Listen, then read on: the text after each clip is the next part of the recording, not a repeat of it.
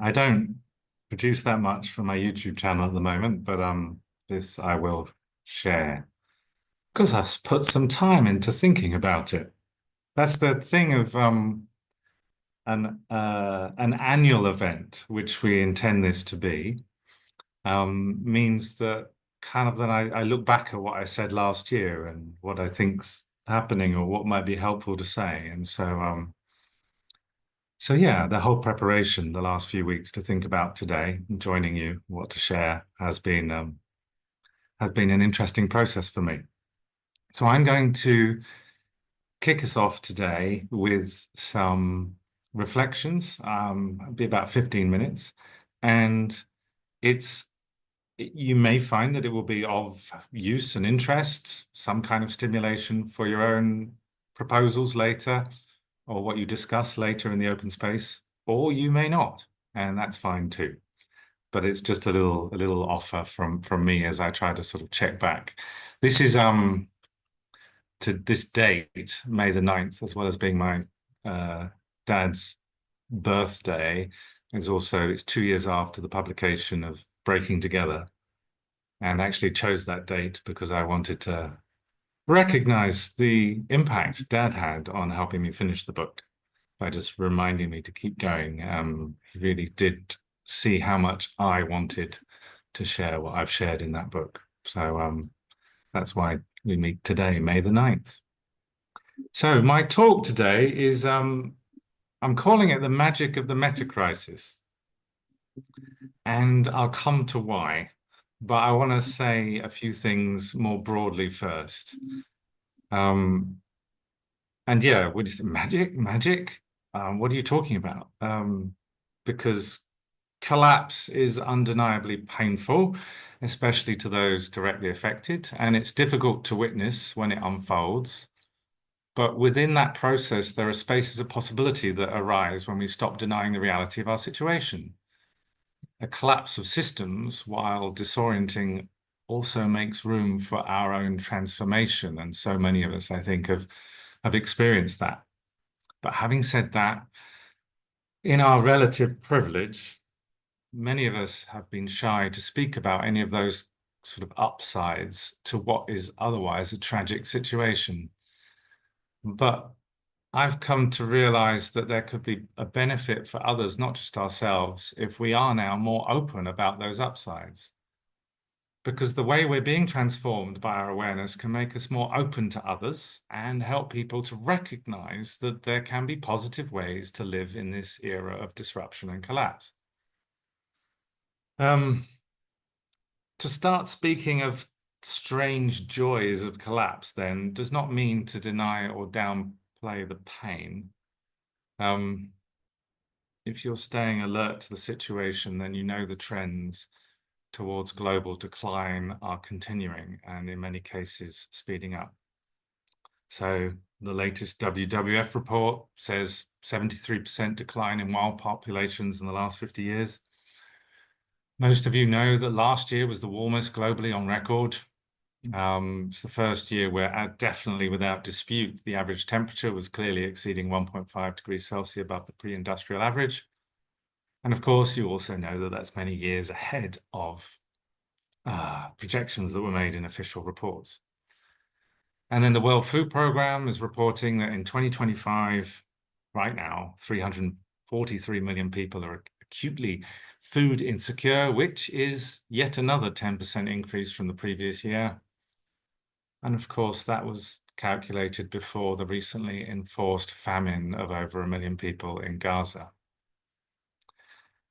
And then closer to home in our own lives, the cost of living crisis in most countries worsens. Global average inflation is still around 6%, which is obviously indicating, therefore, global causes rather than just local policies.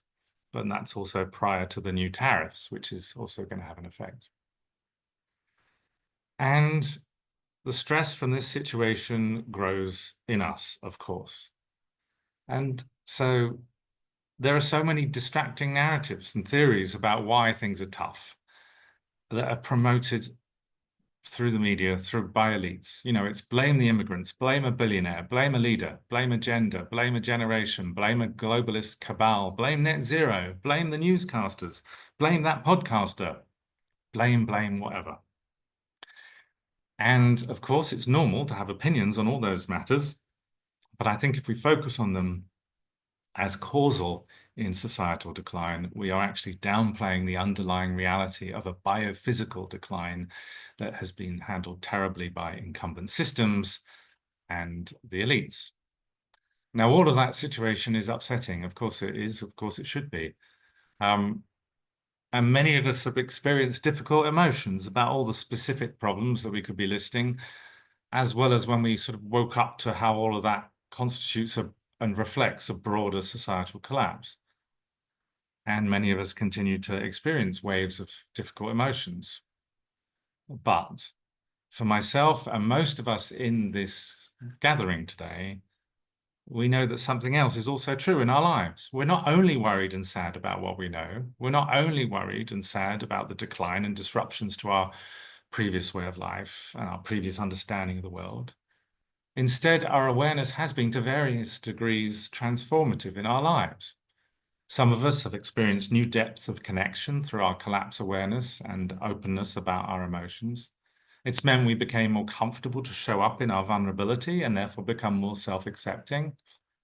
And that I didn't know before, but that obviously parallels much ancient wisdom and on how tragedy in our lives can be heart-opening. But I think there's a risk associated with the forms of bonding and group culture that can emerge from that process, which I'll come back to in a moment. But beyond that openness and vulnerability, many of us have been changing our lives. I don't think I would have quit my full professorship, emigrated here to Indonesia, and become a musician, that's what I'm now beginning to call myself, if not for my collapse awareness. I would not have written a book that sought to integrate years of research to attempt to offer a philosophy for this era of collapse. I know many people who also have been changing their lives due to their collapse awareness. Some have become community leaders or activists or spiritual teachers or therapists, or they've just downshifted to have more time for what they love and who they love. So I think we don't talk about these upsides of our collapse awareness that much, partly as we recognize those upsides are indeed a luxury from our relative privilege, but also because we think it might deprioritize the suffering of others and of wider nature, or might be regarded at least as us doing that. But I want to address each of those reasons for our caution in allowing ourselves to accept and communicate the positive things in our lives. To begin with, recognizing and expressing the benefits we experience from our collapse awareness doesn't mean we deprioritize the suffering of others and wider nature. Instead, with a deeper gratitude and calmness that doesn't rely on fairy tales of salvation, we can more readily notice, analyze, decide, and act in positive ways for others and wider nature. Of course, this is the old idea that if our hearts are full and open, it's more likely we can be there for others. Likewise, if we stay in a place of worry, sadness, or apology, we might actually be adding to the problem of societal collapse because we become the ones needing care, even in our privilege. Attention can turn to us as the ones who are stressed by what we see on our screens, rather than maintaining concern for the people being shown to us in their difficult situations. And that can show up in decisions to ignore atrocities and thereby dismiss possibilities for our action together with the justification that, well, it's for our own well-being. This risk of making collapse mostly about ourselves can be compounded by the shadow side of those close bonds formed in our pain and vulnerability. That is, if such relationships become more important than our shared recognition that brought us together in the first place, which is collapse. And, whenever a cult-like focus on group cohesion and calm and niceness predominates, then obviously poor behavior can be overlooked, proper, robust dialogue can decline, and along with it, our effectiveness and accountability. So if collapse-aware people stay stuck in the heavy emotions and sort of huddle in our groups of common interest, we risk becoming what many of our critics have claimed, They've said we're privileged people who benefit materially from ongoing destruction and oppression while being more interested in our own emotions than in trying to reduce harm now or in the future. There's no denying the luxury from relative privilege that enables many of us to experience any upsides from our collapse awareness. But the issue that matters is what we do with that privilege. So rather than feeling guilty or keeping quiet or turning away, we can choose to take responsibility to at least attempt to help. And that involves something way beyond and very different from outrage, exasperation, and indignation at injustices and ongoing destruction. Because those emotions become ways of simply letting off steam or virtue signaling. The ethos and frameworks for deep adaptation are about integrating our troubling conclusions to move forward together with positive ideas about how to try to reduce harm. So it's a way of being in the world that welcomes our joy and wonder, and looks at how we can shift beyond either avoidance or exasperation into new forms of positive action. Taken together, what I've concluded is that there would be a public benefit in us collectively lightening up the mood of the communities and movements of collapse-aware people that we engage with. And I think that's another reason why we become more kind of self-assured as what I call doomsters, who are integrating our collapse awareness into our lives and not apologizing for it. Now, this recognition that there is even a joy of collapse or a magic in the metacrisis doesn't mean we want to speed up societal collapse. Now, I recognize that some people think that if societal collapse happens faster, then ultimately more of the natural world might be saved and more people might have the chance of a positive future. It's a kind of green accelerationism. I disagree with them. It's not only because I like my life at present, it's also because extractivist and oppressive systems are not just going to stop overnight, but some of the restrictions that regulate them, well, they are degrading as societies become more unstable.